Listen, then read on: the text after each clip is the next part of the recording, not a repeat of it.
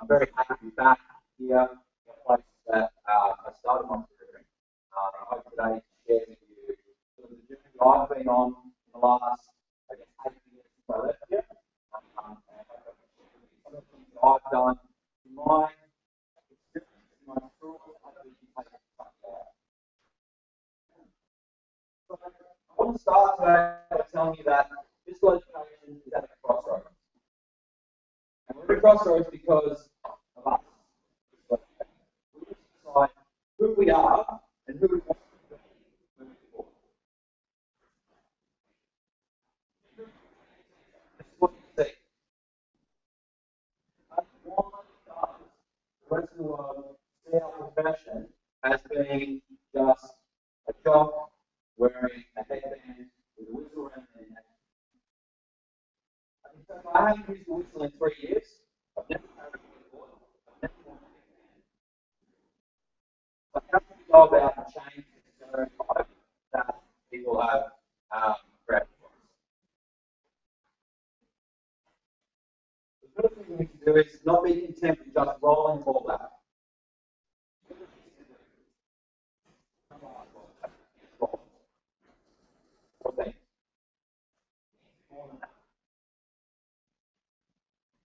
Can't just be physical. It's got to have education as well.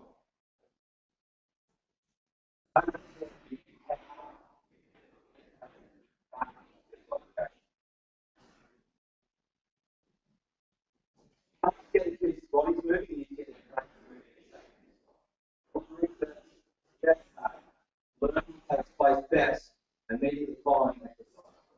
So keep breath. One of the first books I read about that is Spark by Dr. John Rady, where he talks about zero HPE, the schools that introduce physical education before school starts, and the kids get went through the roof.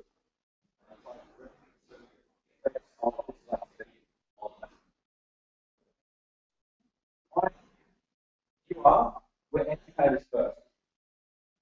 We're not we're just very lucky that we get to do it in the school run. We get to take comfortable clothes. We can't get too comfortable. Don't forget to educate first. Let's look back to the past.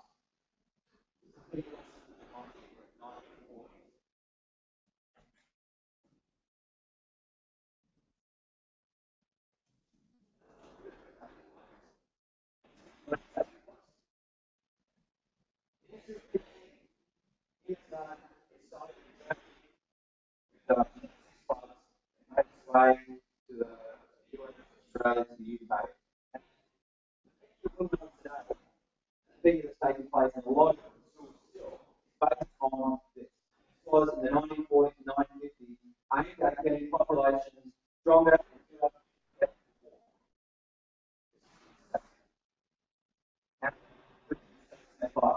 Where is that? How is it beneficial to learn?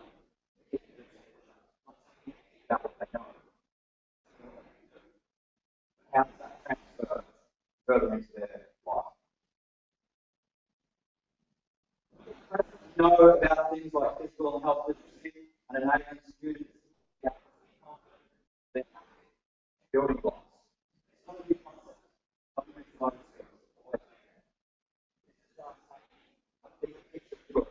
And looking at how can we prepare our students to go out into the world being confident and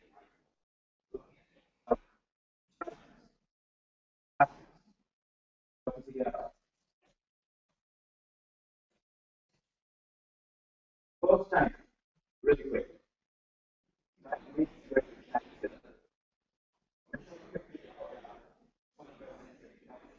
Talk about how that affects us and things.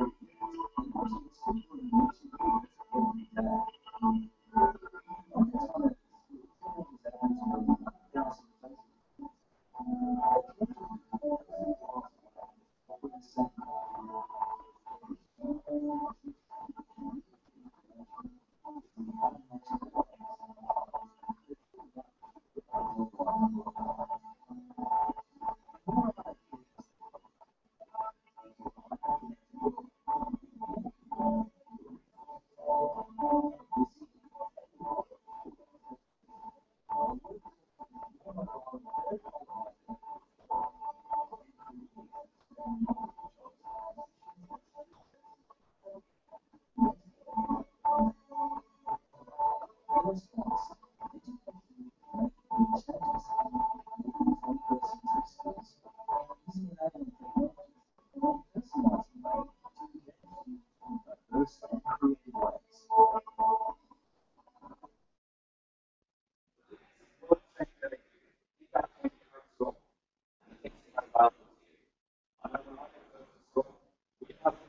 in my school until I was probably in about grade 4 or grade 5.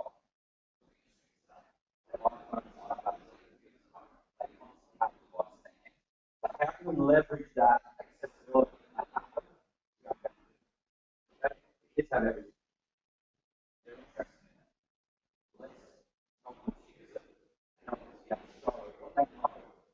How they come to that. Because it's kind of really fantastic. Maybe a fine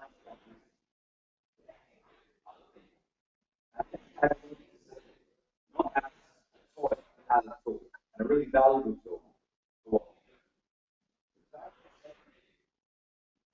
That you can use technology as a tool program.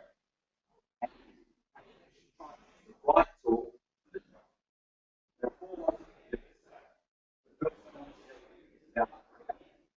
There are 4 ways to do this. The first one is about the second one is the third way is always connected. All goes if you really get the cart before the horse. This is one of my favorite quotes. By a guy brought my attention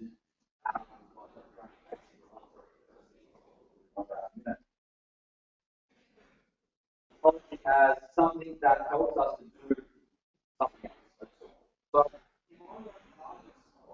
what I want to hold on board. We start looking at technology in schools as being tools that enable students to do which ways to get the same outcomes. There's many different ways that they can get to.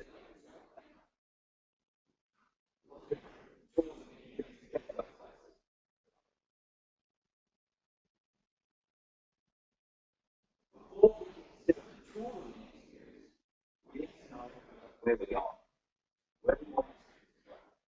Once we know that, then we decide which tools to use to help us get there.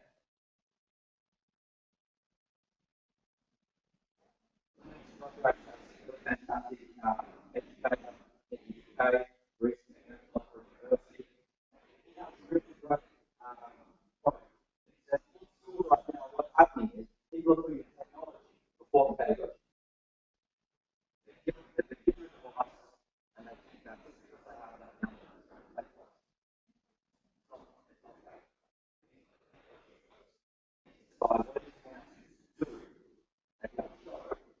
Before we even put the technology in.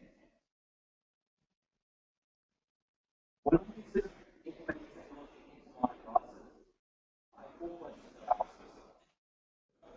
what is the most effective way for me or my students to get right now?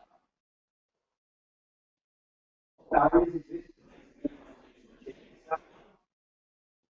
How can I provide maximum activity time for my students? All students once I check the ways that I've done that, I'll talk about how I use these 4 questions. I'm actually really proud of them. I'm very, very happy to be here today.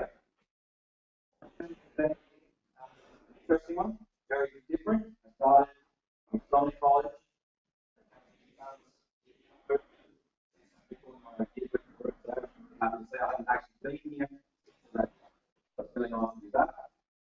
After I graduated, actually I went to high school with this guy over here, and others, and it was a really great school to study. I worked there, and then headed overseas to the UK, where my first teaching job was fully covered teaching high school music in Andrew Hughes knows this school, Belgium Community College.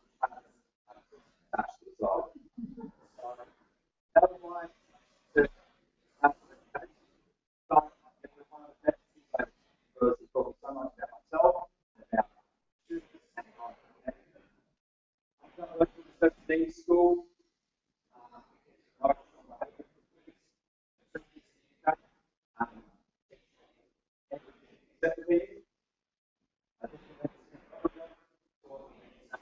There again, teaching everything separately.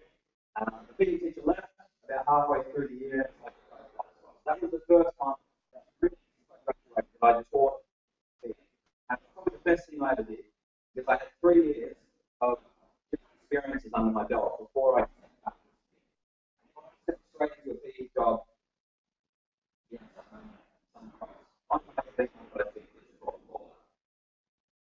Because my experience is different, I was able to have a bigger view of education in general, not just I was the kid that loved PE school. I had to begin and now alone, and I went to one school. 99% of the kids were full-time PE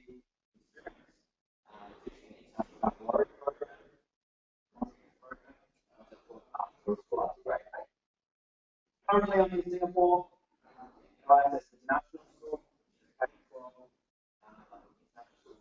national school set up in Singapore.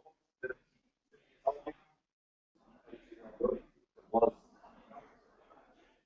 an outdoor space covered with my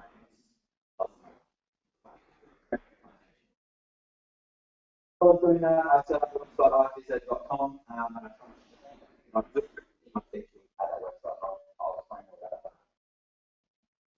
My first experience with technology in teaching happened at the school.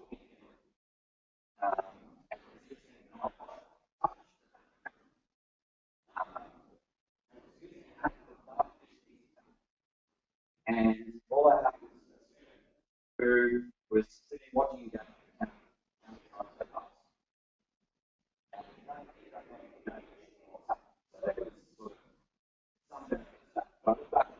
think like, why did I do that? What was I doing? There was no root.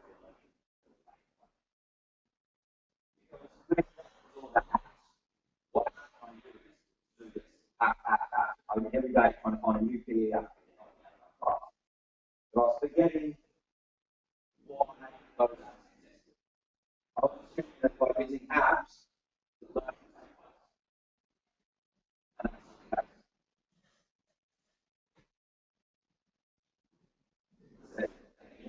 classes or that.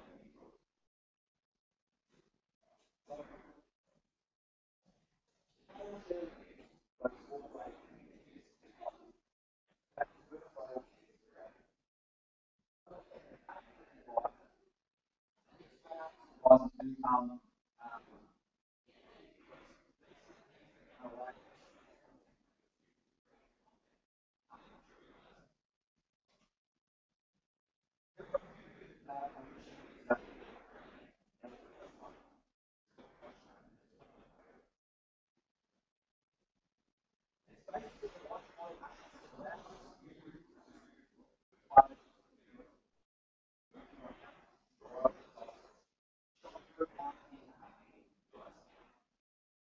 before that,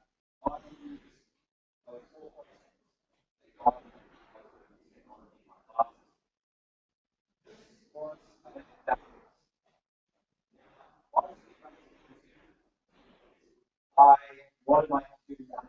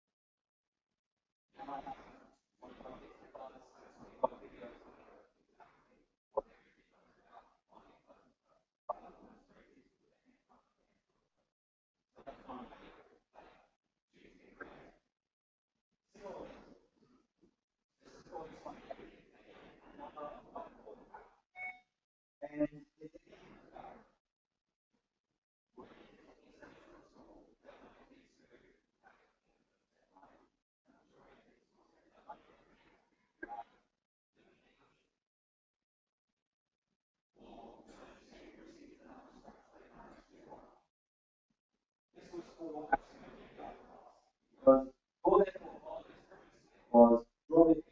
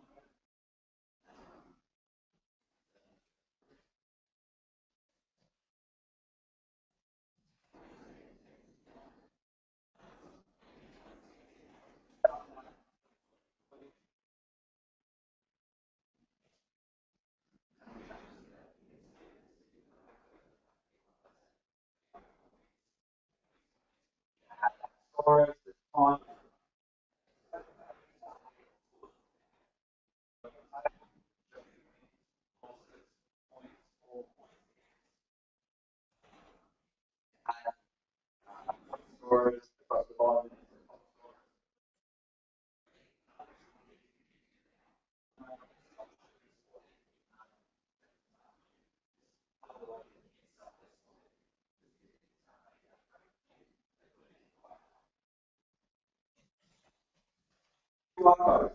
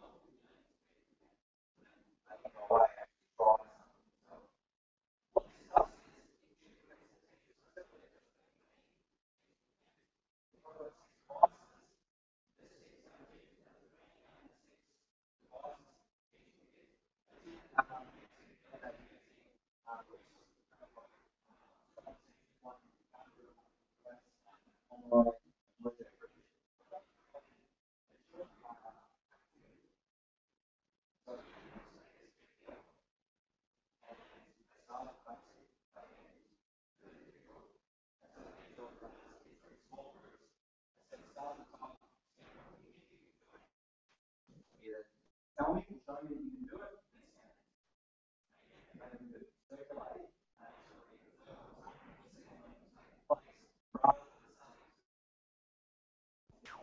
And then the other group up there finish asking me what they should be doing next. So it just enables more time for the kids. And the last one for creating is BAM video delay. Now this is another great one for feedback.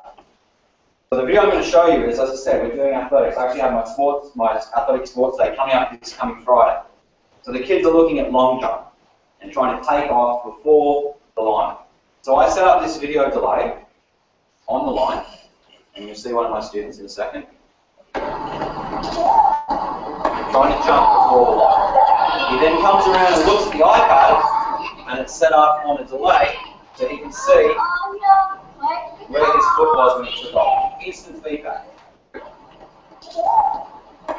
So with that one, what you can do is you can set up it as a single screen display, and I think it can delay up to 10 minutes.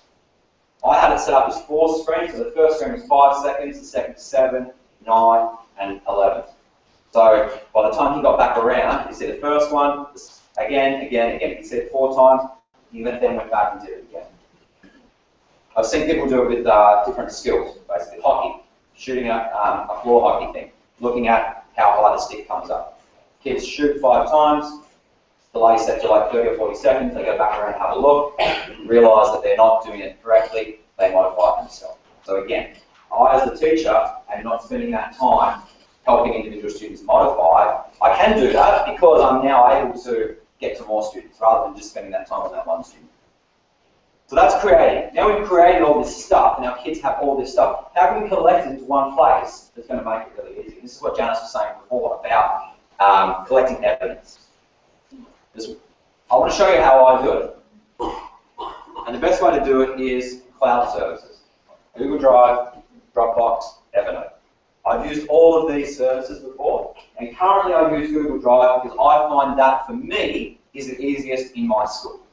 My school is a Google Apps school, so all students have Google emails, and they have access to Google Drive, Google Docs, all of the Google things. So for me, in my situation, that's what works. It might be different for you, and that's the other big thing. Not everyone's situation is the same. So you need to find what works best for you. I'll show you how I do it, and I think it's the easiest way that I've found so far, and that's why I settled on this one. So Google Drive. All the students have an email address. I have 6 iPads in the thing. I don't want them to have to spend time logging into their Google Drive account to save something into their Google Drive every single time they do something.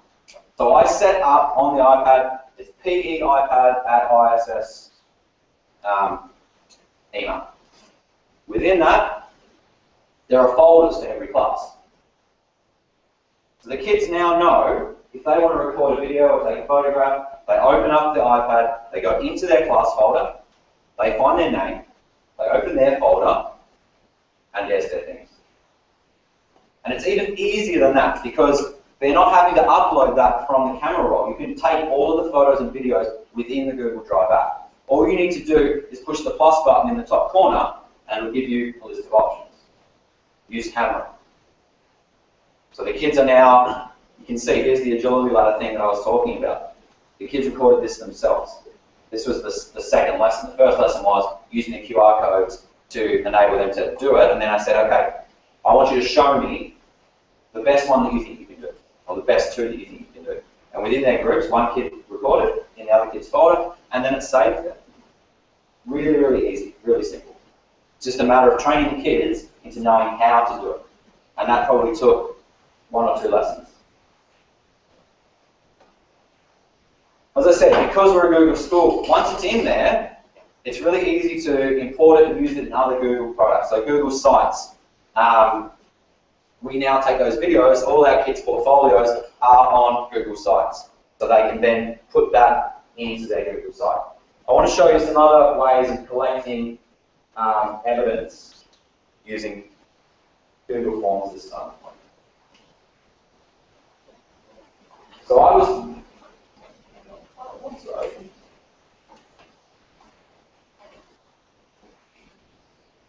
So we were doing a striking and fielding unit, and I again wanted to know what my students knew about striking and fielding and tactics. So I set up a Google form, and I put that on the iPad.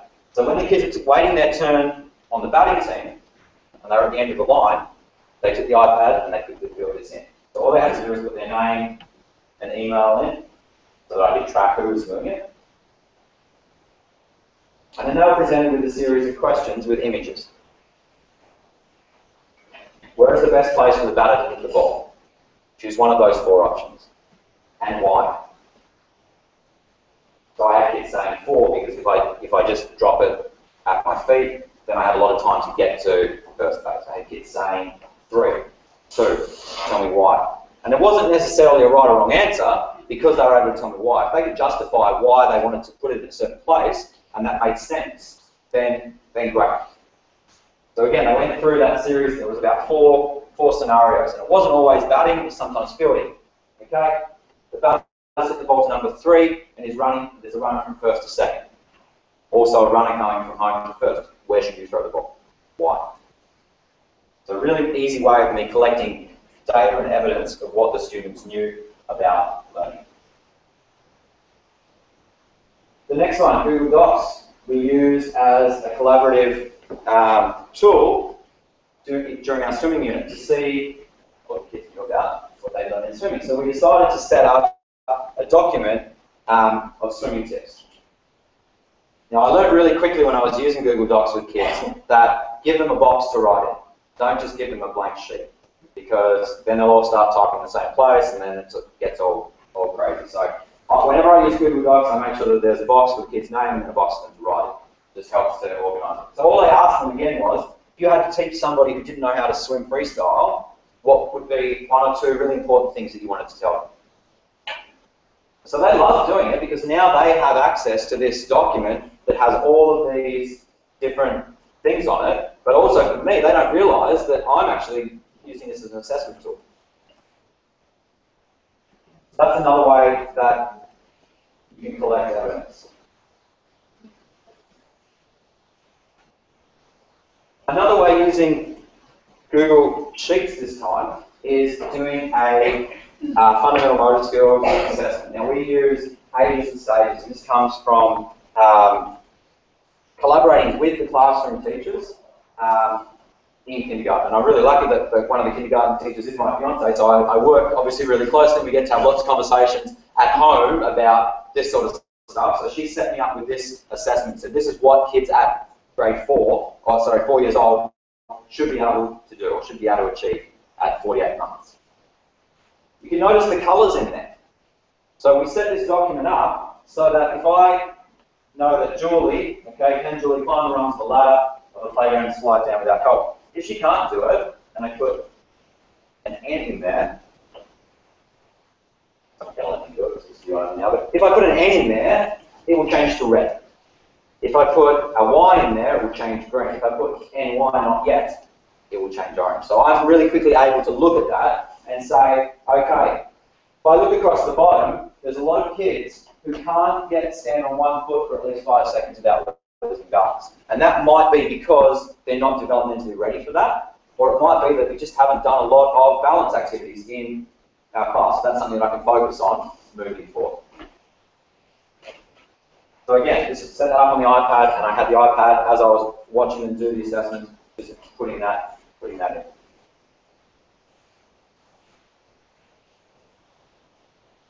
So again, really important, the more evidence that you can collect, the better you are going to be able to assess your students. And that links with what Janice was talking about this morning. It doesn't have to be just every single time you're collecting something. And there's lots of different ways that you can collect evidence from your students without them even knowing that you're collecting evidence from them. They just think it's fun and it's part of the lesson.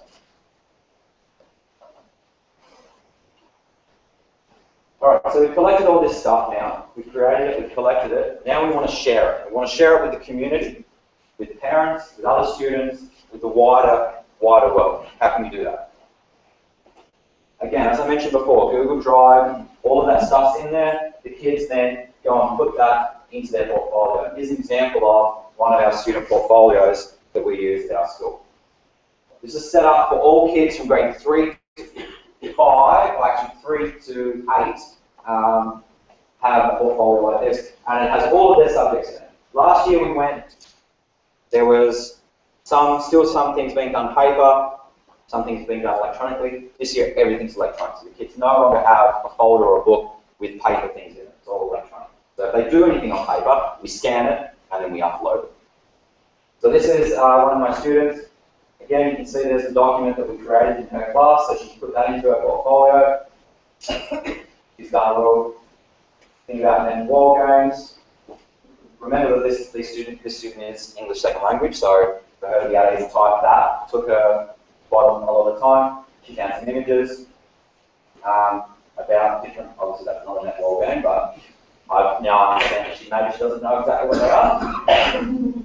Here's the striking fielding assessment that she did. So I used the data that she had done on that Google form, and using another tool, AutoCrat, which is an add-on for Google Sheets, I took that data and merged it into this document. So I set up a template document, ran the program, and it created a document like this for every single kid in the class.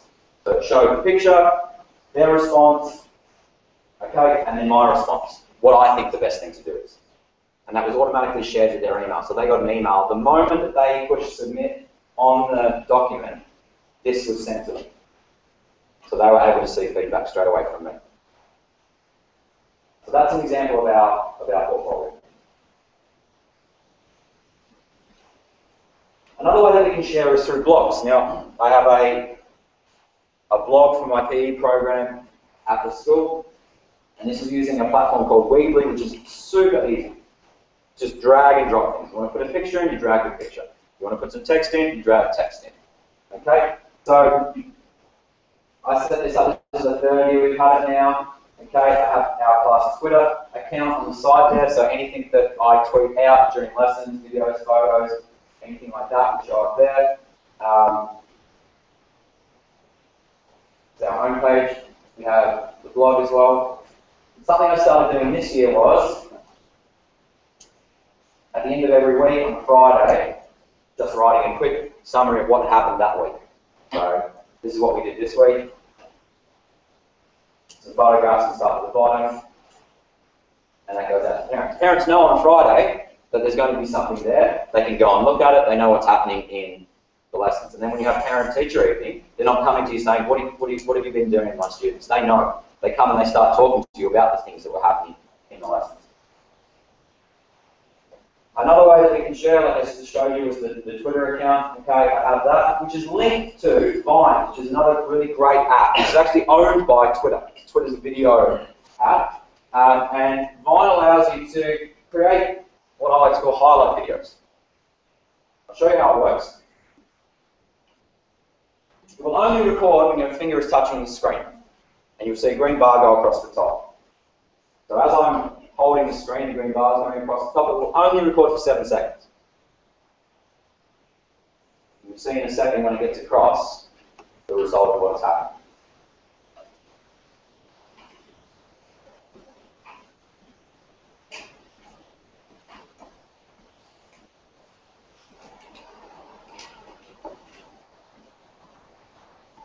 So imagine now you're in a class and you want to show what's happened. Okay? Push for a couple of seconds this bit. Push for a couple of seconds this bit. I'll show you an example of some of the vines that we've used. I've used it a lot this year because I find it a lot better than taking a photograph because it shows a lot more. So this was actually, this was yesterday. My students playing a game 3-on-3.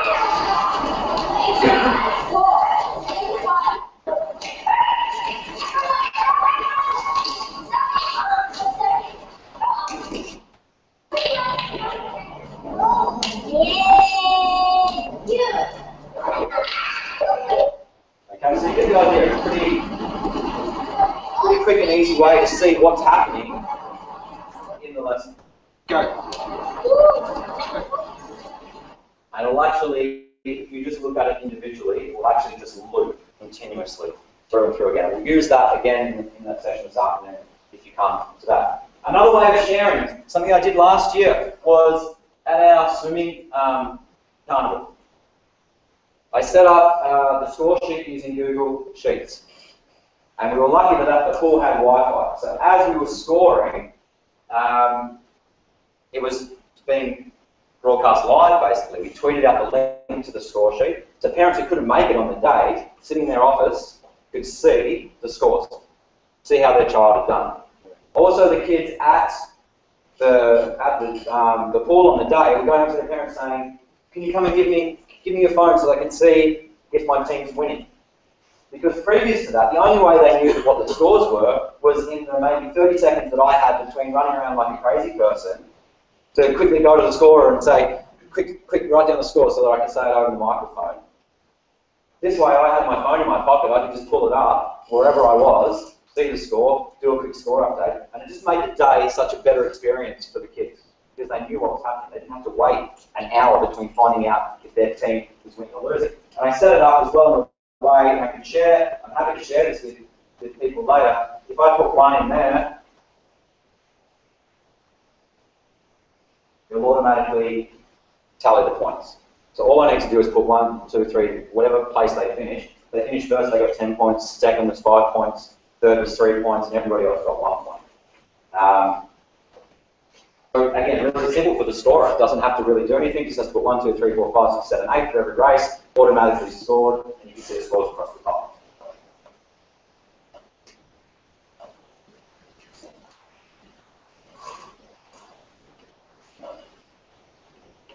All right, the last one I'm going to share with you is about connecting. Okay, and I want to share a story that my friend Joey, who I spoke about before, he actually wrote a blog post for the ACHPERTAS National blog. So some of you may have seen it already. And he talked about a timeline for professional development and what professional development for teachers or PE teachers in particular looks like. Normally, you go to university, you learn a lot of stuff. And then you go out into school, and maybe after a few months you go to a workshop, and you'll learn a heap of stuff, and then a little bit later you come to a conference like this, or a national conference, and that's probably your PD for the year. You'd be lucky if you get one of those 2 things in a year. Okay? And when you go to those things, your fire and your passion for what you're doing increases. So when you're at university, you're really keen to get out there and start working. Then you go to a workshop, you learn a heap of new things. You go to a conference, you learn a heap of new things. Hopefully you'll learn something from me today. You take that on Monday and use with your students. But the problem is between those times, that passion and that fire just dies. There's no way of maintaining it because you get bogged down with all the paperwork, the sports teams, sports carnivals that are coming. So how can you keep that fire burning constantly throughout the year? And the answer is by connecting and using things like Twitter. And I'm so impressed of the number of people who today are using Twitter. When I spoke to all the crew here at ACHPERTAS Tasmania about the conference, and they told me their plans around using Twitter, I was excited, but I was also cautious, because I know what I was like with Twitter when I first started. I thought it was a waste of time. I thought, I don't need to know what Kim Kardashian had for lunch. So how is it going to be beneficial for me? But if you follow the right people, and you follow the right hashtags, like if you follow the ACHPERTAS hashtag today, you are going to get so much out of this conference, more than you could have ever imagined. And not only this conference, there are people outside of Tasmania, outside of Australia, who are watching this hashtag today and learning from us. So you can attend conferences all around the world from your couch in your pajamas by connecting with other teachers. And by doing that, you'll keep that fire burning all the way through the year, not just today or next week, but all the way through the year. I'm going to share a really great resource that Joey put together, which will be in the resources that I show you at the end. And it's Twitter 101. So I know a lot of you have signed up today, or maybe have signed up recently and have started using it. If you look at this, it has 50 slides, and it starts from signing up and finishes with how you can basically use it as a tool. The best and easiest way that I've ever seen for somebody to start connecting. And as part of it, it talks about connecting with the right people. You connect with Kim Kardashian and Miley Cyrus or an AFL player, you're going to get a lot of information that is not of benefit to you. If you connect with the right people, then you're going to get things that you want. I do not use Google anymore to find resources for my lessons. If I want something, I'm doing athletics like that agility ladder thing. I said, I'm looking for some things to do with an agility ladder. Within 10 minutes, I had a 50-page PDF document sent to me from someone in the US. I didn't have to troll through pages and pages of Google searches to find what I needed to find. And I want to tell you today, there are, at best estimate at the moment, between 12 to 15,000 physical educators on platforms like Twitter, sharing resources, sharing ideas every single day. That's a huge number of people in our profession. So why would you not want to connect with those people? Everybody is so open. It's gone are the days where you had a good lesson plan and you're holding on to it, you're not giving it to anybody. Everybody is sharing openly because it's making our profession better. Okay? There are podcasts. Okay, there's the PE Geek podcast. I know some of you have seen Jared Robertson and the work that he does. He puts out a podcast every few weeks talking about new technology tools. I have a podcast with Joey that we try and do once a month. He's in Montreal, I'm in Singapore. The time differences don't work out very well sometimes, but we try and talk about things that we're doing and things that we know are happening in the community. There are ways to connect your school to other schools, and I know, like at the moment, Anthony and Anita are connecting with teachers in New Zealand and in Western Australia around a 7-minute run thing. So now we've got not only teachers connecting, we've got students connecting. I've seen also the CrossFit thing that has come out in the last couple of days as well, with trying to get schools competing against each other. So imagine that as a student, that you've done something and you're competing against somebody on the other side of the world. There was an example of a school in the UK and a school in the US who did a dance-off via Skype. So they practiced dances and then they Skyped with each other, they performed their dances, and each school judged the other. How cool is that to look back on when they're older, to say, like, look what we did when we were at school. And I say that to my kids all the time. They always say to me when we're doing portfolio work, probably once every 6 weeks we try and go into an IT lab or get some laptops to use all the content we've created with their portfolio. They're like, oh, can't we go out and play a game? And I talk to them about, well, why are we doing this? Why do we have a portfolio? Why do we want to share this with other people? We want people to know what we know, and we want to look back on that later. When they have kids, they can show their kids what they did. Okay? So connect. I urge you. That's the only thing you get out of today, is connect with the right people. So like I said, 4 ways: creating, collecting, sharing, and connecting. You can use the tools that you have at your disposal to do these 4 things. I promise you that your physical education classes at your school will be better than ever. Like I said, we're at this crossroads. We need to make the decision to do that. We need to change the stereotype that we've created for ourselves. We have no one else to blame but ourselves as a profession. Because there are still so many of us out there who are just content with rolling that ball out and thinking that that's okay. The kids are just going to PE now. Let's send them out on the field, let them run around. And I know that everyone in this room has probably had an experience with a classroom teacher where they've just said, oh, you guys just play games. And if you don't do these things, you don't get your students to create content, collect it, share it, then that's all we are doing. We're just letting them play games. And so much learning is taking place, but we're not advocating for ourselves. So we're the only ones who can change it. You need to decide, are you a facilitator or are you an educator?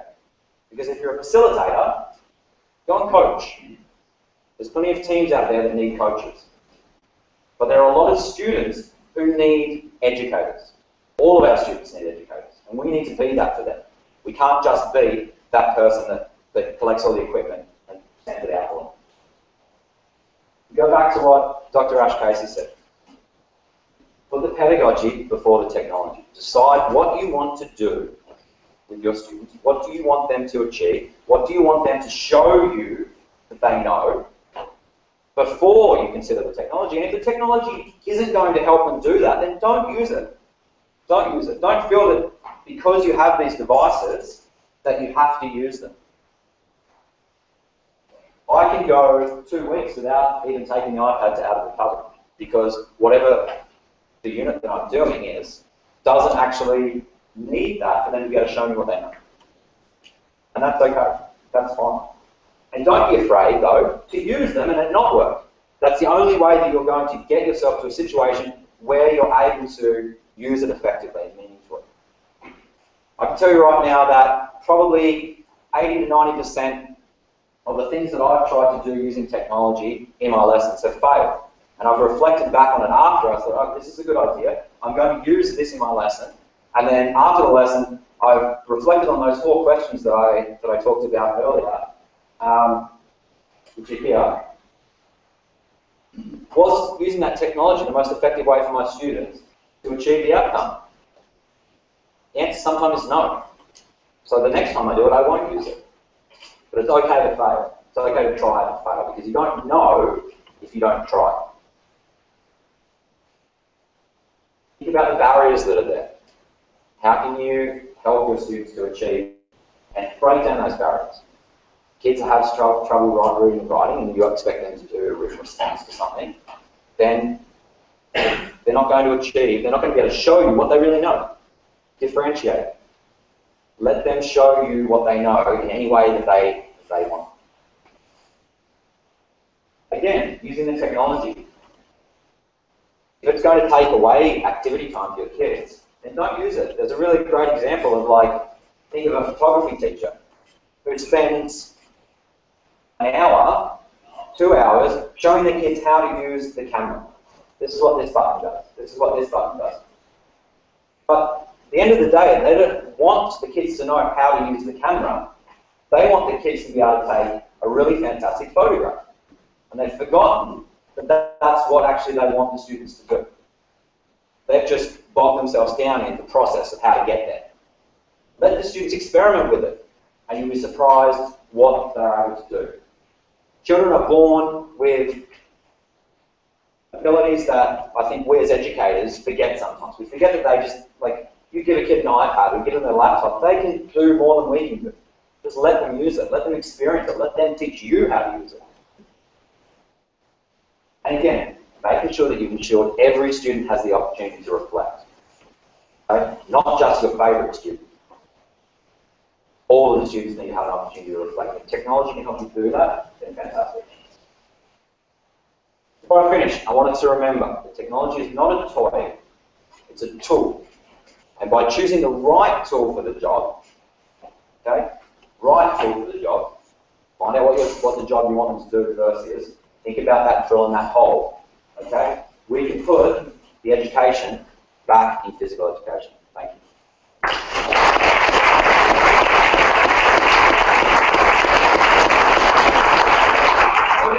Everything that I spoke about today is at that link, ipv.com/ACHPERTAS.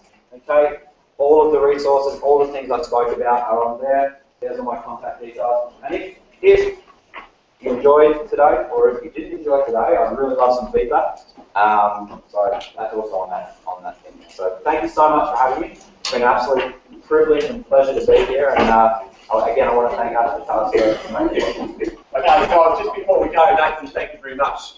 Inspiring. I've actually really enjoyed it. It was great.